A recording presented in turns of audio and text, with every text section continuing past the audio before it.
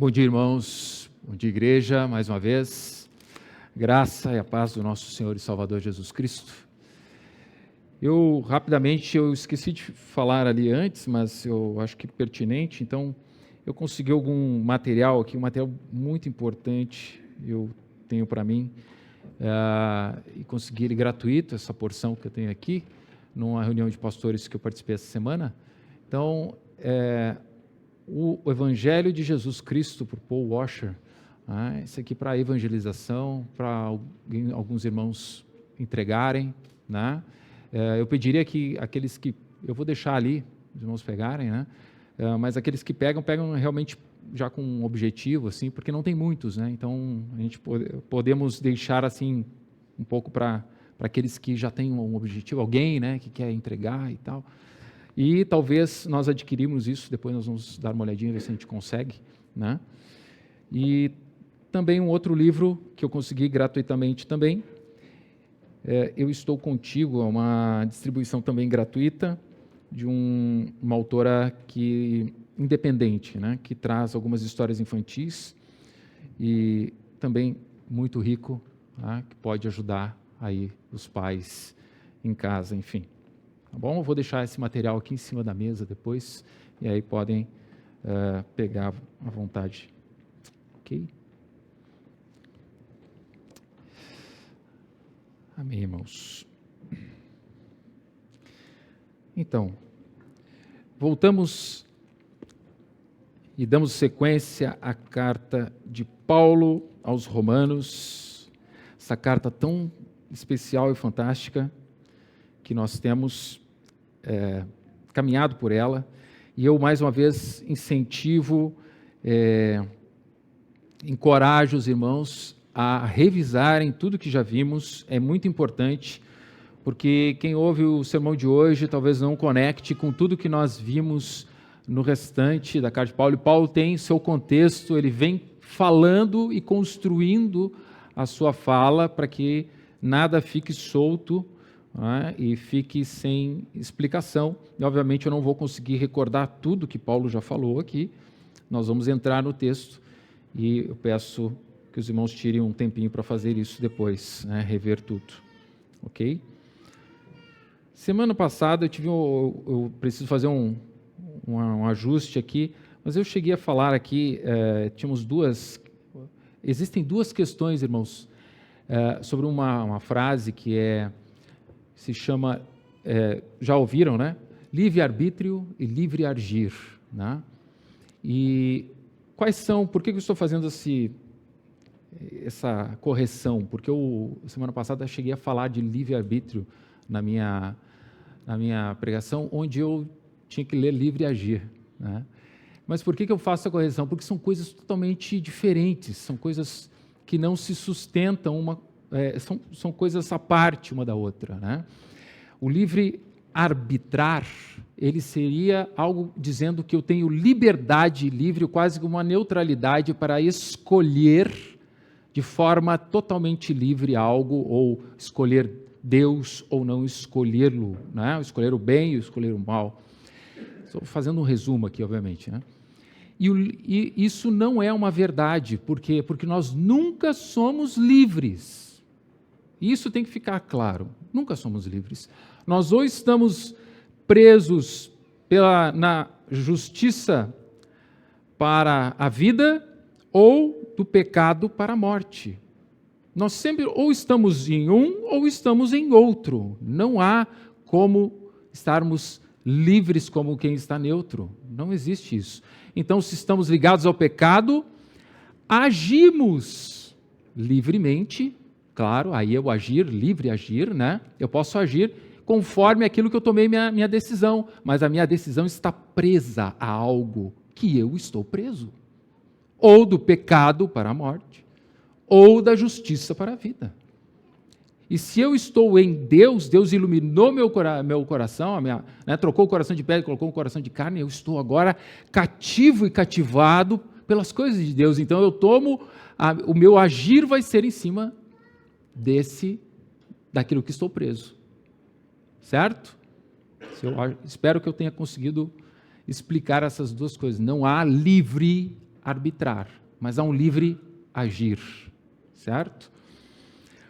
Bom, dito isso, vamos então à leitura do nosso texto na carta de Paulo aos Romanos, capítulo 9, versos 27 ao 33. Vamos ler de novo, e nós já comentamos aqui que a leitura novamente aqui do texto é para fixarmos a palavra do Senhor, e isso é muito importante. Depois vamos à oração e à exposição propriamente dita. Carta de Paulo aos Romanos, capítulo 9, verso 27 em diante, a palavra do Senhor diz assim: mas relativamente a Israel, dele clama Isaías, ainda que o número dos filhos de Israel seja como a areia do mar, o remanescente é que será salvo. Porque o Senhor cumprirá a sua palavra sobre a terra, cabalmente e em breve. Como Isaías já disse, se o Senhor dos exércitos não nos tivesse deixado descendência, ter-nos-íamos tornado como Sodoma e semelhantes a Gomorra. Que diremos, pois? Que os gentios que não buscavam a justificação vieram alcançá-la? Todavia, aqui decorre da fé. E Israel, que buscava a lei da justiça, não chegou a atingir essa lei. Por quê? Porque não decorreu da fé, e sim como que de obras. Tropeçaram na pedra de tropeço. Como está escrito: eis que ponho em Sião uma pedra de tropeço e rocha de escândalo, e aquele que nela crer não será confundido. Vamos orar. Senhor nosso Deus, estamos aqui, Senhor, em mais um domingo, mais uma manhã. E essa manhã, Senhor, e essas manhãs que vivemos são graça e favor Teu. Que podemos nos reunir e estarmos juntos e cultuar o Senhor, entregarmos a Ti a atenção à Tua palavra, em recebermos a Tua palavra, Senhor. Ó Deus, isso tudo, Senhor, ó Deus, não pode ser feito sem o Teu Espírito. Por isso te pedimos, não nos deixa, Senhor, à mercê do nosso próprio entendimento e nosso próprio coração. Não, Senhor, mas nos dá a graça do Teu Espírito, tanto para quem prega, eu aqui nessa manhã, para expor a Tua palavra e a revelação dela por meio do Teu Espírito e fielmente, quanto aqueles que ouvem, Senhor, aqui, te pedimos que recebam essa palavra e entendam ela pelo mesmo Espírito Santíssimo. Que Tu esteja em nós, Senhor. Nós te pedimos e alegremente oramos aqui, em nome e através do nome do Teu Filho. Amém. Amém. Então, irmãos, até aqui, dentro do capítulo 9, o apóstolo Paulo começou, vamos lembrar um pouquinho, faço uma pequena verificação de novo de alguns pontos aqui, desde do começo do capítulo 9, né? Mas o apóstolo Paulo começou chancelando o que diria, no capítulo 9, ali no início, dizendo: digo a verdade, em Cristo não minto. E nós falamos sobre isso nos versos de 1 a 5.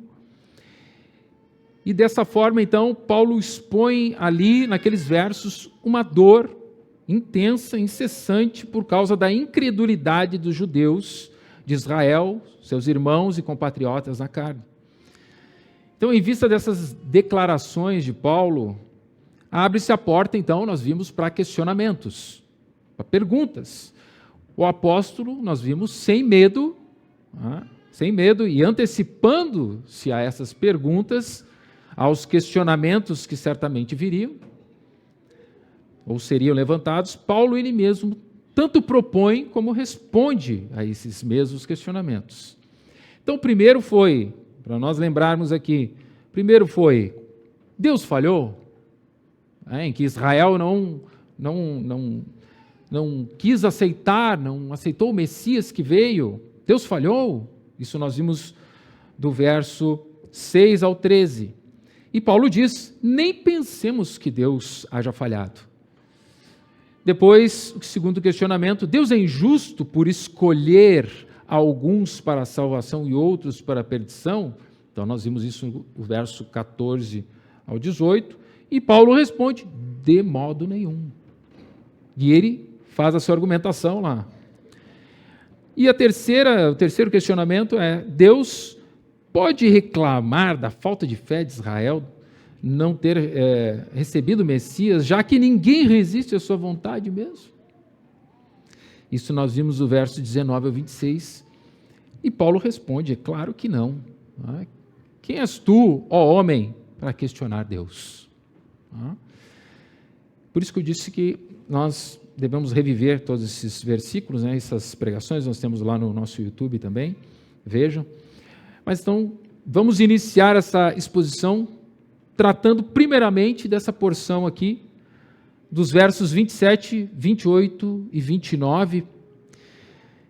E aqui, então, irmãos, lembrando que os últimos 2 versos do sermão passado, os 25 e 26, Paulo está desenvolvendo a sua argumentação a respeito de que dentro dos gentios também existem vasos de misericórdia preparados de antemão para mostrar as riquezas de sua glória. É isso que ele está fazendo. E ele utiliza as Escrituras, mais precisamente citando Oséias, certo? É isso que ele está fazendo. Então ali, se todos os judeus fossem herdeiros da promessa, Paulo jamais aqui poderia ter usado formas de declaração como ele usou no verso 24, mas também dentre os gentios, como ele diz no verso 24. A chamada dos gentios foi apoiada, então, aqui, primeiramente, pelo Antigo Testamento, e foi apresentada como cumprimento dessa promessa. Vejam o verso 24 que diz, os quais somos nós, a quem também chamou, não só dentre os judeus, mas também dentre os gentios. E o 25 e 26, então, é a argumentação a respeito dos gentios, por meio das Escrituras em Oséias. Ok? Nos versos 27, 28 e 29, Paulo está dando continuidade a essa argumentação. É agora em relação a Israel, que é o que ele fez ali. Falou no 24, não só dentre os judeus, mas também dentre os gentios. Começou pelos gentios e agora ele vai falar dos judeus. Como ele diz, ali então no verso 27, no início do 27, deixando expresso então aqui agora, de quem ele está falando. O que diz o começo do 27? Mas relativamente a Israel, então, agora ele começa a falar exatamente sobre isso. E ele discorre no 27 dizendo o que Isaías disse, usando mais uma vez as Escrituras. Isso é importante, irmãos. As Escrituras são a chancela daquilo que ele está declarando. Então, ainda que o número dos filhos de Israel seja como a areia do mar, o remanescente é que será salvo. Então, ele resgata aqui Isaías 10, 22, a primeira parte desse verso do 22, diz assim, porque ainda que o teu povo, ó Israel, seja como a areia do mar, o restante se converterá. Paulo está olhando, então, para trás, para as promessas que Deus fez a Abraão. Ele diz lá, multiplicarei a tua descendência como as estrelas do céu e como a areia do mar, né, da praia do mar, em Gênesis 22, 17, ele vai dizer isso. Havia um incontável número de descendentes físicos de Abraão, naquela grande multidão. Mas, o que ele está dizendo? Que apenas o remanescente realmente será salvo. Somente este remanescente. Nós já falamos disso, né?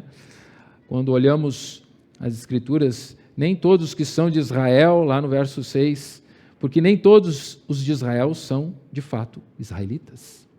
E ali ele separa já as coisas e está falando daqueles que ele determina e resgata, então, no tempo, né? Essa porção, esse resto, esse remanescente. Vamos falar bastante dessa palavra.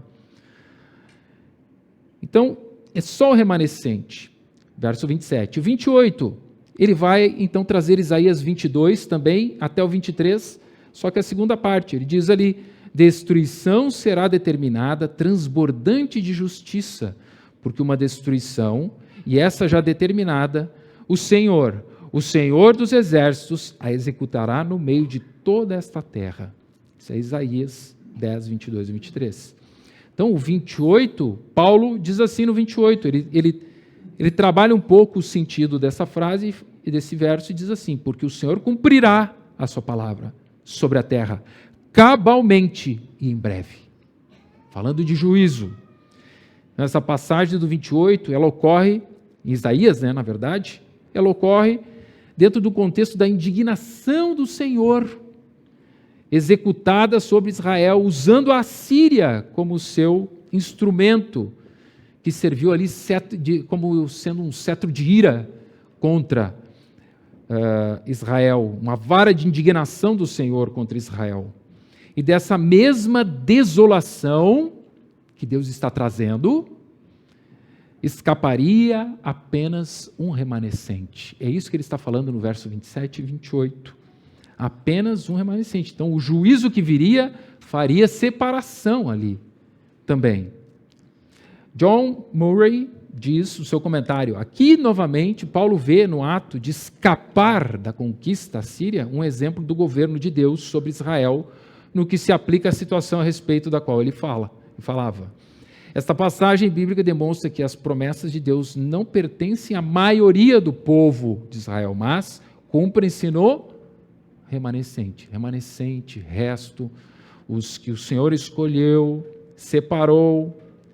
Então, Isaías 10, 22 e 23 se refere à maneira determinante com que será infligido o juízo punitivo da parte de Deus,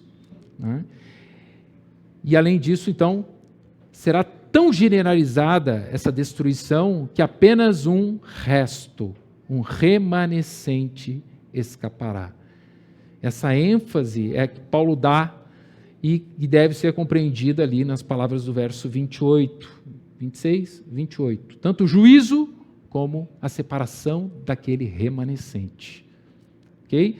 John Murray ainda diz no seu comentário: a salvação e a importância do remanescente são ressaltadas no terrível plano de fundo do juízo, como o qual esta salvação é contrastada.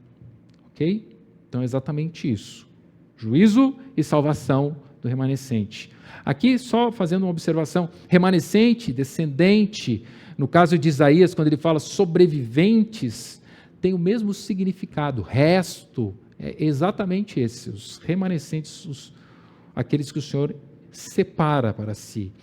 A mesma situação, irmãos, quando lembramos de Elias, lá em 1 Reis 19, os irmãos vão lembrar, esse é um texto muito clássico, onde Elias responde ao Senhor: tenho sido em extremo zeloso do Senhor, Deus dos exércitos, porque o Senhor, os filhos de Israel deixam a tua aliança, derribaram os teus altares, mataram os teus profetas à espada e só eu fiquei. Ele diz: só eu, e procuro tirar minha vida. Então, o que ele responde? O que Deus responde em 1 Reis 19, 18? Ele diz: também conservei em Israel 7.000, todos os joelhos que não se dobraram a Baal, e toda a boca que não o beijou. Vejam, o profeta está numa situação de deprimido dentro de uma caverna, não consegue, está achando que ele pede para morrer, ele acabou de ter uma situação fenomenal de Deus, o fogo desceu, pôr a água do altar, levou o altar, tudo, mataram os profetas de Baal também. Jezabel vai atrás dele, ele foge, está escondido na caverna, e ele só se vê ele. E Deus diz: não tem 7.000, mas dentro do todo o povo de Israel, 7.000. Quantos são 7.000 dentro de todos os milhares de Israel?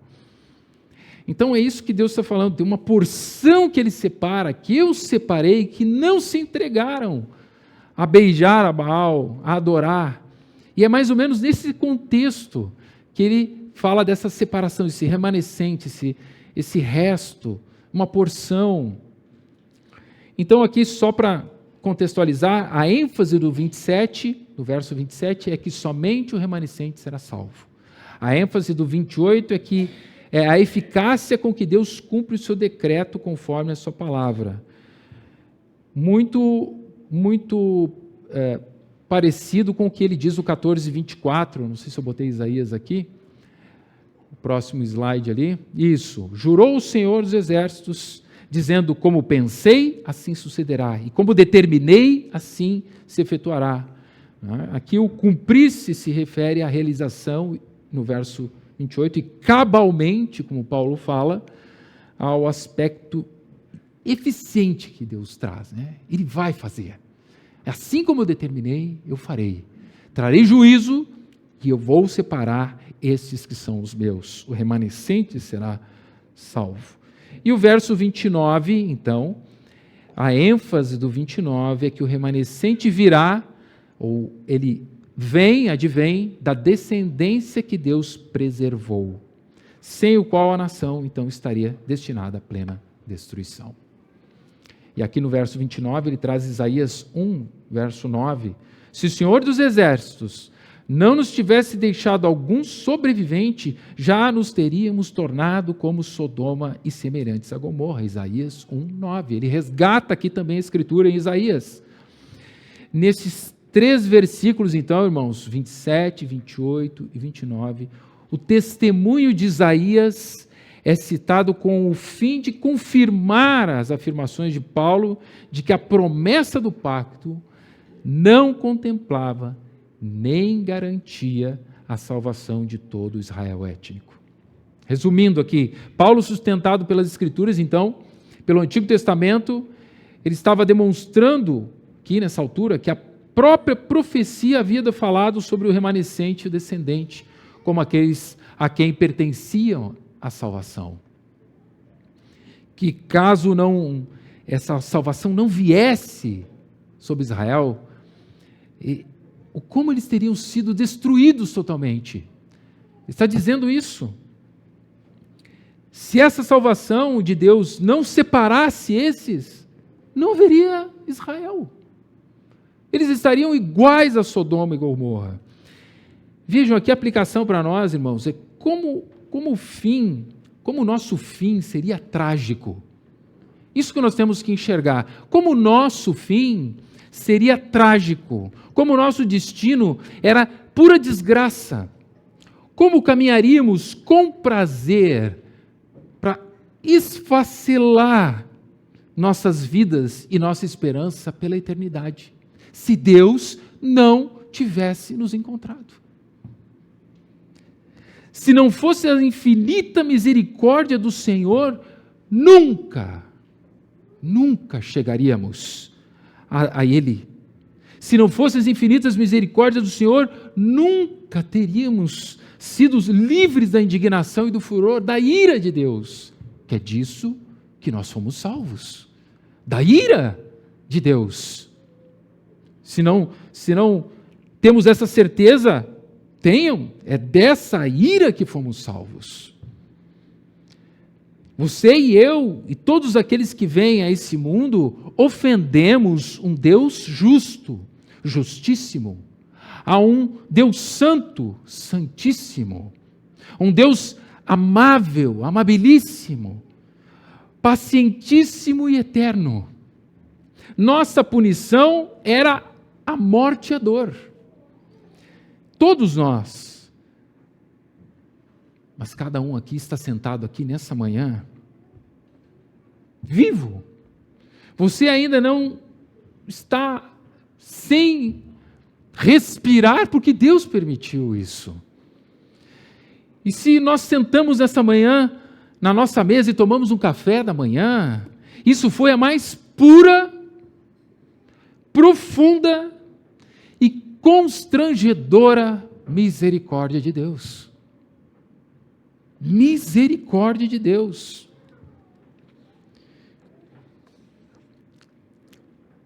Nós não valíamos, eu e você não valíamos nada.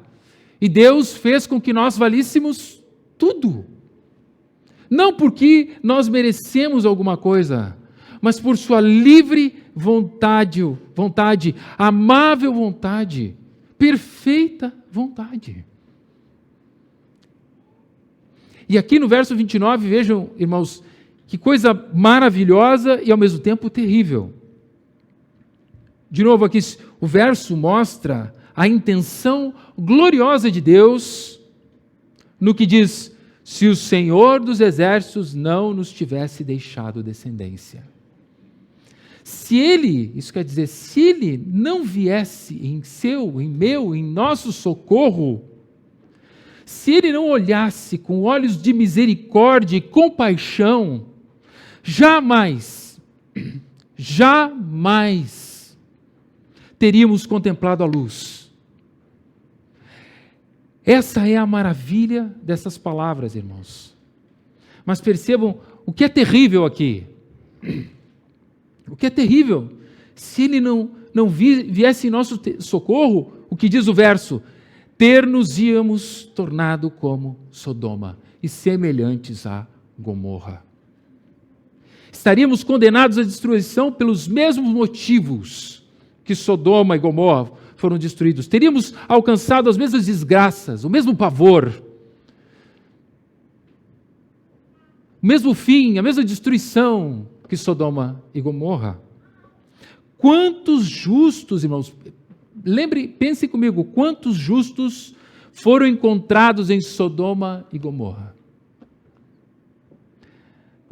Em todas as cidades, segundo a conversa que Deus tem com Abraão, em Gênesis 18, não haviam 10. Não haviam 10. Menos que isso. Quem escapa de Sodoma e Gomorra? Ele tem que ser retirado, retira-se Ló e sua família e acabou. A cidade não tinha mais ninguém. Mas ninguém, em todas as cidades ali, então de Sodoma e Gomorra e seu derredor, não havia ninguém, é um resto. Lembremos também, irmãos, de todos aqueles que Deus resgatou da opressão de Faraó no Egito.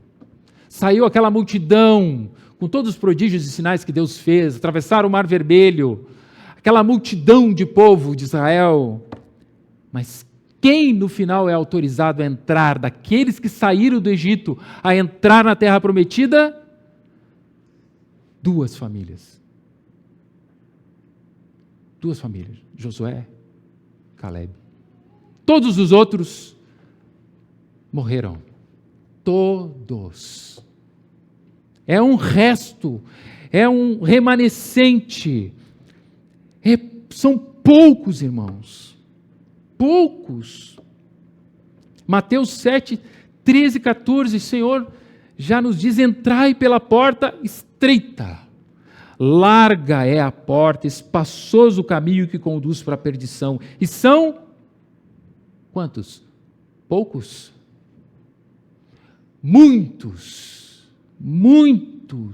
os que entram por ela. Porque estreita é a porta e apertado o caminho que conduz para a vida. E são, aí sim, poucos os que acertam com ela. Lucas 17, eu não coloquei aqui, mas lembrando, 10 leprosos vieram a Jesus. Quantos voltaram para agradecer e louvar a Deus? 1. É isso que a palavra está dizendo a nós. Não são muitos. Isso é algo que tem que ser trazido ao nosso coração, irmãos. Não são muitos. Cuidar com o nosso coração. Nosso Senhor nos alertou: o joio cresceria com o trigo. Mateus 13. Os irmãos lembram disso? E que as pessoas também, ele diz, o honrariam com os lábios, mas o seu coração estaria longe dele. Longe. Vejam que advertência terrível Jesus faz com respeito aos últimos dias, quando ele diz em Mateus 7, o que ele diz? Muitos naqueles dias hão de dizer-me, Senhor, Senhor. Olha só, que piedosa essa pessoa, né? Senhor, Senhor, porventura não temos nós profetizado em Teu nome, em Teu nome não expelimos demônios, em Teu nome não fizemos muitos milagres, Senhor. Que pessoa piedosa.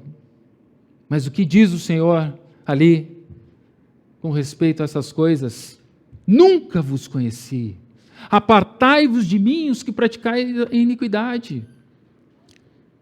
Alguns dirão nesse tempo: eu fui batizado, eu sou presbítero, eu fui presbítero, eu fui diácono, ensinava na escola dominical, ou seja lá outras coisas. O Senhor vai dizer: eu nunca vos conheci. Nunca vos conheci. Se o Senhor dos Exércitos não os tivesse deixado descendência, ter-nos-íamos tornado como Sodoma e semelhantes a Gomorra. Paulo está deixando claro que se Deus não tivesse intervido, jamais passaríamos a porta estreita, jamais voltaríamos para o adorar como aquele que foi curado, jamais odiaríamos o nosso pecado, jamais teríamos escapado da sua ira. Então a aplicação para nós aqui qual é? Essa doutrina do resto, de remanescente, desse eleito, desse separado, ela nos ensina que ser parte do povo de Deus não pode estar alicerçado em nada diferente do que a graça soberana de Deus. Não pode estar alicerçado em obras, não pode estar alicerçado em, como o povo de Israel, em herança vinda como filhos de Abraão, como eles diziam. Precisamos examinar nossa fé. Estamos confiando em Cristo, conscientes de que a nossa eleição é um presente divino, um presente de Deus, algo totalmente merecido. Ele continua no verso 30, dizendo: que diremos, pois? Ele quer dizer, em outras palavras, qual é a nossa resposta a essa terrível história de Israel no Antigo Testamento? Que os gentios, que não buscavam justificação, vieram a alcançá-la, todavia, a que decorre da fé. Aqueles, como vimos lá em Oséias, que eram não meu povo, Deus iluminou os corações. Porque Ele quis, independentemente se fizeram obras da lei, se fizeram qualquer coisa para alcançar essa graça, essa justificação. Lembrando que a justificação, irmãos, Deus aplica a justiça de Cristo, a justiça do seu Filho em nós. Ele atribui essa justiça a nós. Nós não nos tornamos justos em essência, mas somos feitos justos pela justiça de outro, pela justiça do Filho. Pela justiça do Filho. Nós recebemos os benefícios do Evangelho, embora nunca tenhamos buscado esses benefícios. Lembra-se, o coração do homem não busca. Não está em nossa natureza buscar as coisas de Deus. Os gentios, a quem Paulo está escrevendo aqui em Roma, não tinham nenhuma noção a respeito da história da redenção. Não havia preocupação desses gentios em estudar as escrituras do Antigo Testamento. Não se importavam com a lei de Moisés. Não havia busca pela justiça de Deus, mas pela misericórdia de Deus foram encontrados. Pela misericórdia de Deus, aquilo que não buscavam os encontrou. E é só por essa misericórdia que eles encontram aquilo que não buscavam. Ele diz que essa justiça foi alcançada determinantemente pela fé, pelo veículo da fé. Nós já falamos aqui um pouco mais sobre isso em outros sermões. Essa fé, nós já sabemos, só pode ser exercida porque Deus ilumina nossos corações. Efésios capítulo 2, verso 8, porque pela graça sois salvos. Amém? Por meio da fé. E isso, que diz a Escritura, não vem de vós. É dom, é dado por Deus. Não vem daquilo que vocês fazem ou deixam de fazer. Não vem por obras, diz a Escritura lá em Paulo, em Efésios.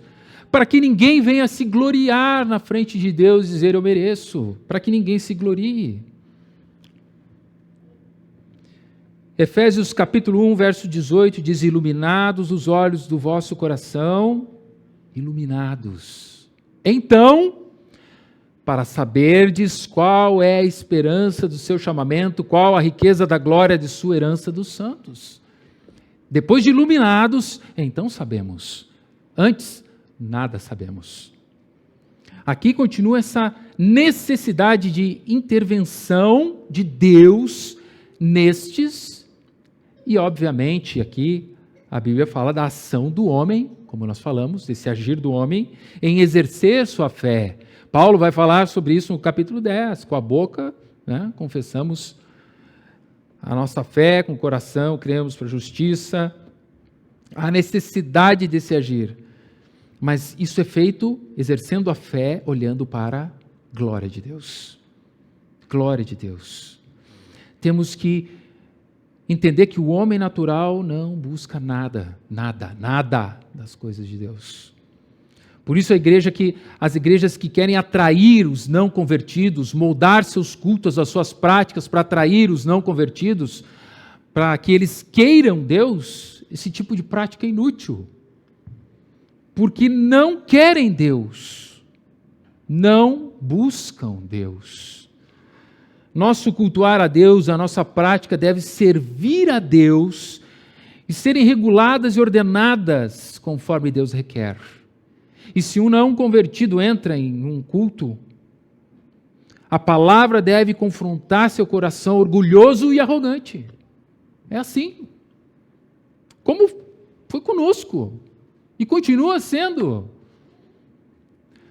Então, por meio do poder do Espírito, através da verdade da palavra de Deus, os corações são quebrados, convertidos, eles dão as costas para o pecado, sentem nojo daquilo que faziam e vêm desesperados para Deus. Verso 31. Israel, falou dos gentios que alcançaram que não buscavam, e alcançaram pela fé. Agora no 31, Israel, que buscava a lei da justiça, não chegou a atingir essa lei.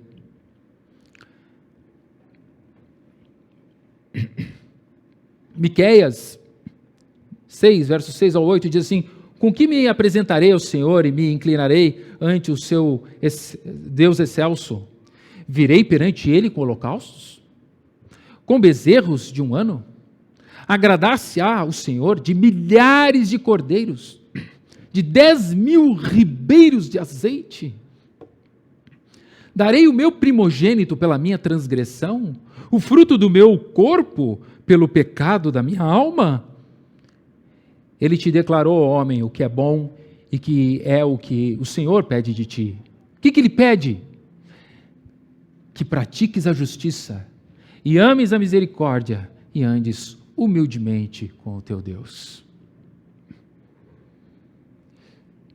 Aqueles que são vasos preparados para a ira pensam que oferecer alguma coisa do que possuem ou fazem redundará em salvação. Mas aqueles que são vasos de misericórdia sabem que o que está dentro do coração e se expressa em justiça, misericórdia e humildade é o que ama a Deus. E sim, esse faz parte do resto do remanescente de Deus. Mas os judeus, Israel, buscava alcançar essa justiça por meio das obras da lei, por meio de um mérito pessoal de cumprimento de rituais, arraigado em uma genealogia inútil em si mesma. Então, não chegou a atingir essa lei, que não consegue. Gálatas 2:21, Paulo diz: pois se a justiça vem pela lei, Cristo morreu em vão. De forma inútil, ele quer dizer. Foi inútil a morte de Cristo.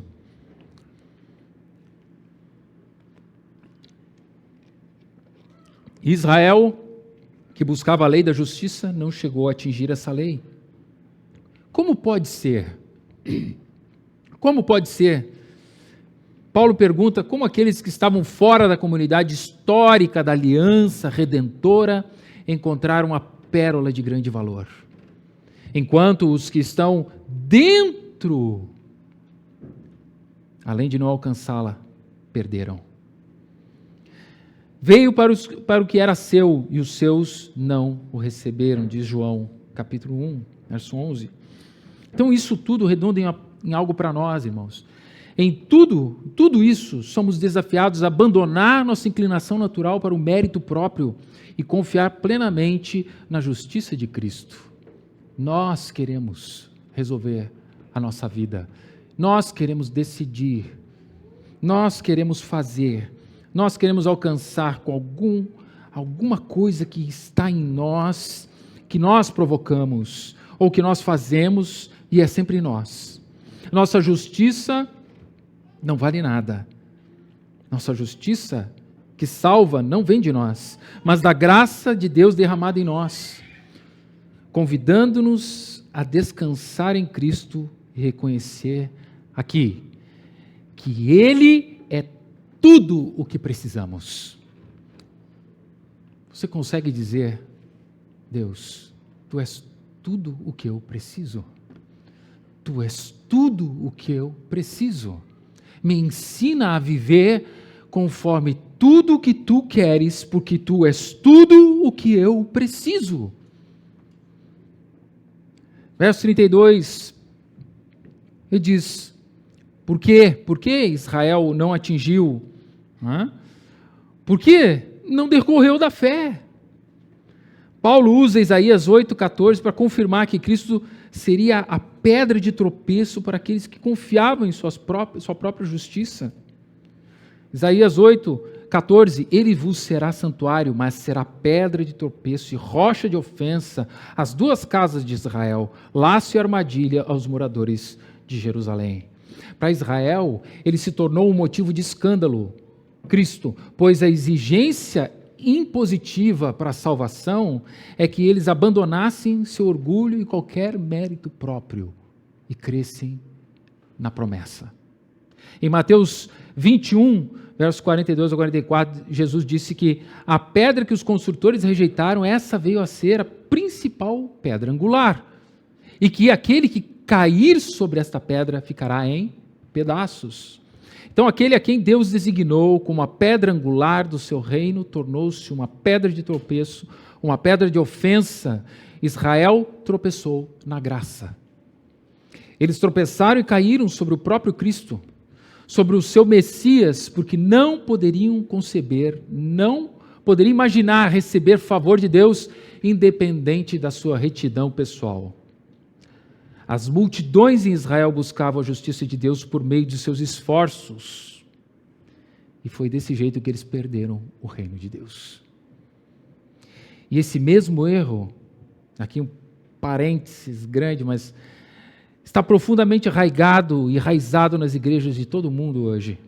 R.C. Sproul, em seu estudo, é um comentário que ele tem, estudos bíblicos, ele diz assim: atrevo-me a dizer que pelo menos 80% dos membros da igreja cristã, aí então nos Estados Unidos, em nosso país, acreditam que poderiam chegar ao céu por meio de suas boas obras. Olha o que esse homem está dizendo, 80%. Eu tenho que fazer a minha parte, Deus faz a parte dele. É isso que dizem. Cristo me salvou, agora eu tenho que manter a minha salvação. Esse é o pensamento que vigora na maioria das igrejas. Não! Ele não fez uma parte e nós fazemos a outra. Ele fez tudo. E eu agora, por amor e por ter um Senhor e sendo eu o servo desse Senhor, vou agradá-lo, servi-lo, santificar a minha vida, fazer tudo o que é da sua vontade. Eu amo a sua vontade, por isso eu faço. Eu cumpro. Sabe o que Paulo está dizendo aqui, irmãos? Ele está dizendo que o que ele disse no início da carta, lá em Romanos 1, 17, é o que está valendo aqui. O justo viverá pela fé. Hebreus 10, 38 vai dizer isso de uma outra forma. 10, 38, 39. Todavia, o meu justo viverá pela fé. E se retroceder nele, não se compraz a minha alma. Mas olha que glorioso 39, né? Nós, porém, recebemos essa palavra, né? Nós, porém, para nós, Não somos dos que retrocedem para a perdição, somos, entretanto, da fé para a conservação da alma. Ou Cristo é pedra de esquina, rocha firme, ou é pedra de tropeço. Ou ele é rochedo da nossa salvação, ou é a rocha de escândalo. Israel fracassou olhar para Cristo, para aqueles que seriam o seu Salvador. Aquele que seria seu Salvador, eles fracassaram e não o reconheceram. Não o reconheceram porque seus corações não estavam nele. E, consequentemente, ele, o Deus encarnado, se tornou um Deus estranho para eles. Um Deus estranho. Ele continua o verso 33, como está escrito: eis que põe em Sião uma pedra de tropeço, e rocha de escândalo, e aquele que nele crê não será confundido. A mesma rocha pode dar um outro caminho. Isaías 28:16, portanto, assim diz o Senhor Deus: eis que eu assentei em Sião uma pedra, pedra já provada, pedra preciosa, angular, solidamente assentada. Aquele que crê não foge. Não foge. Israel foi ofendido pela rocha. Eles tiveram vergonha do Senhor, do seu servo sofredor. Eles desprezaram aquele que vem em nome do Senhor, montado num jumentinho. Eles o desprezaram e procuravam matá-lo. Eles o prenderam, o caluniaram, o espancaram, cuspiram nele e fizeram sangrar. Eles colocaram ele em uma cruz e fizeram sofrer até a morte e morte de cruz. Mas todos aqueles que o Pai deu ao Filho, esses vieram até ele. E estes jamais serão arrebatados de suas mãos, diz o Senhor. Esses não tropeçaram na rocha da sua salvação. Aqueles que colocaram sua confiança nessa pedra de tropeço e rocha de escândalo, mas não tropeçaram, não ficarão envergonhados. E para nós o que fica, irmãos, disso é que Cristo é a base, o fundamento da fé cristã, é a rocha da nossa salvação, mas também é um teste para aqueles que confiam em si mesmos. A fé exige a humildade de abandonar o próprio mérito. Nossa salvação depende dele, não de nós. Nossa vida, respirar e caminhar dependem dele. Salmo 62:2, só ele é a minha rocha e a minha salvação. Lucas 9, estamos encerrando então aqui. Lucas 9, 23 a 24, dizia a todos: se alguém quer vir após mim, a si mesmo se negue. Desista de si mesmo. É isso que ele está dizendo. Desista de si mesmo. Contrário ao que dizem hoje, né? Para confiar em si, autoconfiança. Ele está dizendo: negue-se a si mesmo, desista de si mesmo. Dia a dia tome a sua cruz e siga-me. Pois quem quiser salvar a sua vida, perdê-la-á. Quem perder a vida por minha causa, esse a salvará.